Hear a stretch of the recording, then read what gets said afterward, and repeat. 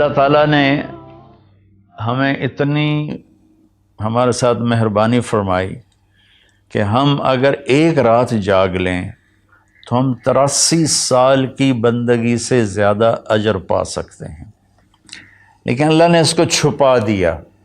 21، 23، 25، 27، 29 ان 5 راتوں میں چھپا دیا۔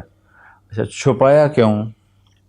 کہ اگر اللہ تعالیٰ بتا دیتے کہ فلاں رات ہے، اور اللہ کو تو پتہ تھا کہ آگے آنے والی امت غافل ہوگی، تو متعین ہونے کے بعد پھر کوئی غافل ہوتا، نافرمانی کرتا، کوئی برا کام کرتا تو پوری امت پر عذاب آ سکتا تھا۔ تو اللہ تعالیٰ نے اپنے فضل سے اسے چھپا دیا۔ ایک تو اس وجہ سے کہ معلوم ہونے کے بعد قدر نہ کریں تو پکڑ آئے گی، دوسرا اس طرح کہ ہمیں 5 راتیں جاگنے کا موقع مل جاتا ہے کہ شاید یہ رات ہو، شاید یہ رات ہو۔ ہمارے پاکستان میں صرف 27 کو لوگ بڑے اہتمام سے جاگتے ہیں۔ ممکن ہے اس دفعہ لیلۃ القدر وہ 21 کی ہو، کیونکہ مجھے ابھی راستے میں آتے ہوئے خیال آ رہا تھا کہ ایک تو وہ تاک پہلی رات ہے اور دوسرا جمعے کی رات ہے، تو یہ 2 فضیلتیں اکٹھی ہو رہی ہیں۔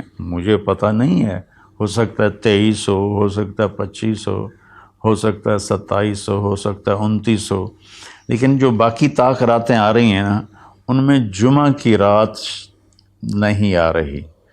تو اس لیے میرے دل کا وجدان یہ ہے کہ ہو سکتا ہے، میں کوئی پیش گوئی نہیں کر رہا ہوں، اپنا وجدان بتا رہا ہوں، ہو سکتا ہے کہ اس دفعہ لیلۃ القدر وہ 21 کی رات ہو۔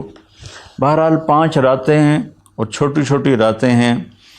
10 بجے تک تو ہم تراویح سے فارغ ہوتے ہیں، تو اس کے بعد 3 بجے سحری کا کھانا شروع ہو جاتا ہے، تو سارے مرد، عورت، بہن بھائی، جوان، چھوٹے بچے صرف 27 کا اہتمام نہ کریں، بلکہ 21 کو بھی جاگیں، 23 کو بھی جاگیں، 25 کو بھی جاگیں، 27 کو بھی جاگیں، 29 کو بھی جاگیں۔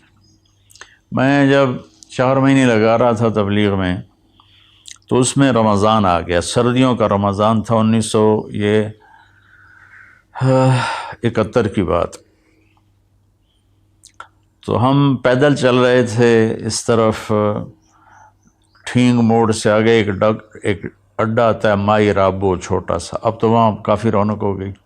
پھر وہاں سے ہم پہلے گاؤں کا مجھے نام یاد ہے، ٹھینگ کھتریاں، اور اس کے بعد ہم ایسے ایک لمبا چکر کاٹتے ہوئے ہم منڈی سوندا سنگھ سڑک پر آئے تھے اور وہاں سے واپس رائمنڈ گئے تھے۔ جب رمضان شروع ہوا تو میں نے روزانہ اللہ سے مانگنا شروع کیا، یا اللہ، روزانہ ہم پیدل چلتے ہیں، کبھی 3 میل، کبھی 4 میل، کبھی 5 میل، اور بستر سر پہ ہوتے ہیں، تو 5 راتیں جاگنا تو مشکل ہے، تو جو لیلۃ القدر تیرے علم میں ہے نا، اس رات مجھے تو اٹھا دینا۔ یہ میں نے یکم رمضان سے مانگنا شروع کر دیا۔ تو ایک گاؤں تھا، اس میں ہماری جماعت ٹھہری ہوئی تھی، تو 21 کی رات کو مجھے ایک دم کسی نے یوں جھٹکا دے کے اٹھا دیا، تو میں ڈر گیا۔ میں نے کہا یہ کیا ہوا میرے ساتھ؟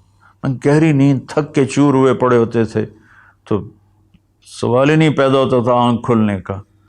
تو میں یوں لیٹا تھا، ایسے اس طرح اٹھا، میں یوں جیسے سپرنگ حرکت کرتا ہے، تو میں ڈر گیا۔ میں نے کہا مجھے کس نے اٹھایا؟ میں نے گھڑی دیکھی، 12 بج رہے تھے، سردیوں کی راتیں تھیں۔ میں دوبارہ رضائی لے کر لیٹ گیا، تو ایک دم مجھے اسٹرائک ہوا کہ آج تو 21 کی رات۔ تو میں بھاگ کے باہر نکلا، تو میں نے دیکھا تو چاندنی تھی، حالانکہ 21 کا چاند تو بہت مختصر ہوتا، روشنی تھی، اور سردی کے باوجود کوئی سردی نہیں تھی۔ تو ایک اور میران شاہ کا پٹھان تھا، اللہ تعالیٰ اس کو جزائے دے، اس نے مجھے کہا ہوا تھا اگر تو اٹھے تو مجھے بھی اٹھا دینا، تو میں نے اس کو بھی اٹھا دیا۔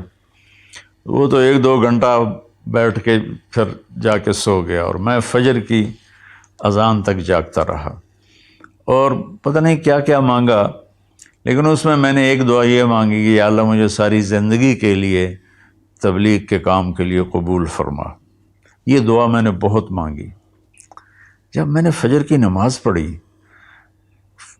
تو مجھے خیال آیا کہ تو میڈیکل کر رہا ہے، ڈاکٹر بنے گا، تو نے یہ کیا دعا مانگی ہے کہ اللہ مجھے ساری زندگی کے لیے قبول فرما؟ تو ڈاکٹری اور ساری زندگی یہ دو تو آپس میں جڑتے ہی نہیں ہیں، تو یہ تو نے بڑی عجیب سی دعا مانگ لی ہے، اس کا تو کوئی تک ہی نہیں بنتا تیرے اوپر صادق ہے۔ پھر میں نے کہا اللہ ہی مجھ سے منگواتا رہا ہے، اس کا نظام چلے گا تو ہو جائے گا، نہیں چلے گا تو چلو ہم چٹا کوٹ پا کے ڈاکٹر بن کے کلینک چلائیں گے۔ تو میں تقریباً اگلا سارا سفر یہی سوچتا رہا، روزانہ مجھے سوچ آتی یہ تو نے کیا مانگا ہے، ساری زندگی اور ادھر میڈیکل لائن، یہ کیسے جوڑ بیٹھے گا، اور پھر تیرے والدین کیسے تمہیں اجازت دیں گے؟ یہ میرے اندر نہ ایسے چلتی تھی آندھی سی خیالات کی۔ تو خیر مجھے تو پتہ بھی نہیں تھا کیا ہونے والا ہے۔ 4 مہینے کے آخری 1 ہفتے میں اللہ نے ایسا پلٹا دیا کہ میرا دل، وہ پھر لمبی کہانی ہے، ابھی میں نے تھوڑا بیان کرنا ہے، تو جس کا آخری نتیجہ یہ ہے کہ اس 1 ہفتے میں اس طرح کا نظام چلا، میں نے کہا بس میں نے علم حاصل کرنا ہے۔ تو اللہ نے اپنے فضل سے مجھے چلائے رکھا، یہ میں اس کا شکر گزار ہوں۔ یہ ایک واقعہ تو میرے ساتھ یہ ہوا ہے، وہ 21 کی رات کا تھا۔